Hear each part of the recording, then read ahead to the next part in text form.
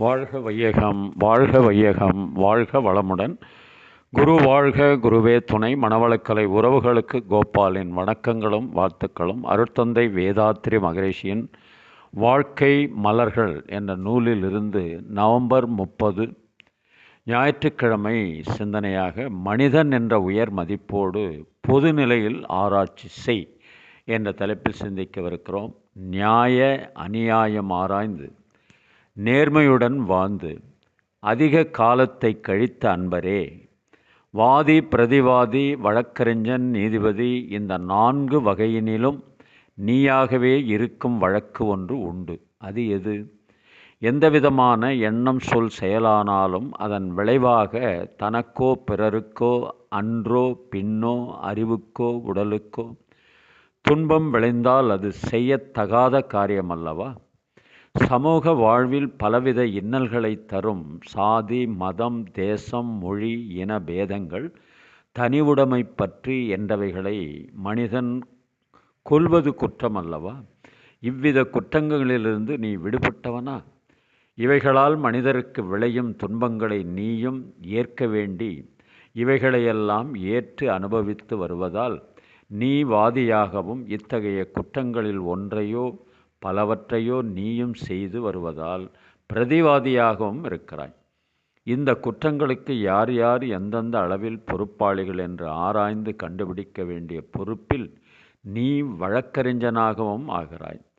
இந்த குற்றங்களின் விளைவறிந்து இந்த குற்றங்களை போக்கவும் எழாமல் செய்யவும் வழிவகுத்து செயலாற்ற வேண்டிய பொறுப்பில் நீ நீதிபதிகளாகவும் இருக்கிறாய். அறிவின் அடிப்படையில் ஆரம்பத்தில் நீ ஆதியாகவும் அறிவின் உயர்வில் முடிவாகவும், ஆகவே ஆதி அந்தம் என்ற இரு நிலைகளிலும் உள்ள நீ உன் உச்சஸ்தானமாகிய எங்கும் நிறைந்துள்ள அகண்டாகார நிலையில் அமர்ந்து தீர்மானம் செய்ய வேண்டும். அருட்தந்தை அவர்கள். வாழ்க வையகம், வாழ்க வையகம், வாழ்க வளமுடன். வாழ வேண்டும் என்று எண்ணி மனிதனாக பிறந்ததில்லை, எனினும் பிறந்துவிட்டோம் மனிதனாக. வாழ வேண்டும் உலகில் ஆயுள் உள்ள மட்டும் வாழ்ந்தவர்கள் அனுபவத்தை தொடர்ந்து பற்றி.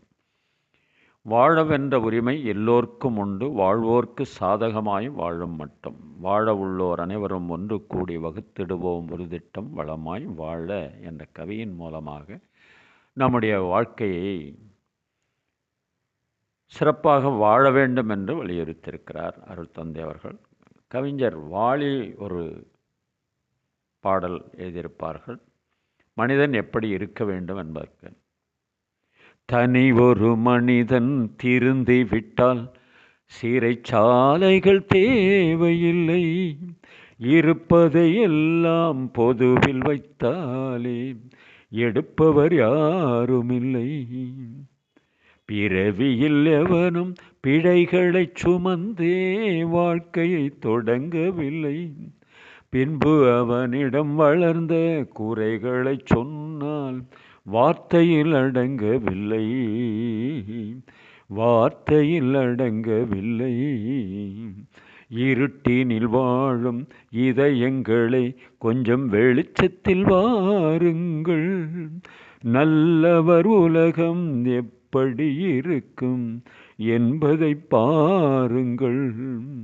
எத்தனை காலம் மனிதன் வாழ்ந்தான் என்பது கேள்வி இல்லை, அவன் எப்படி வாழ்ந்தான் என்பதை உணர்ந்தால் வாழ்க்கையில் தோல்வி இல்லை, வாழ்க்கையில் தோல்வி இல்லை என்ற அற்புதமான வரிகளை எழுதியிருப்பார் என்று சொல்லி இன்றைய சிந்தனையை நிறைவு செய்கிறோம். வாழ்க வளமுடன். நீங்களும் உங்கள் அன்பு குடும்பமும் வாழ்க வளமுடன்.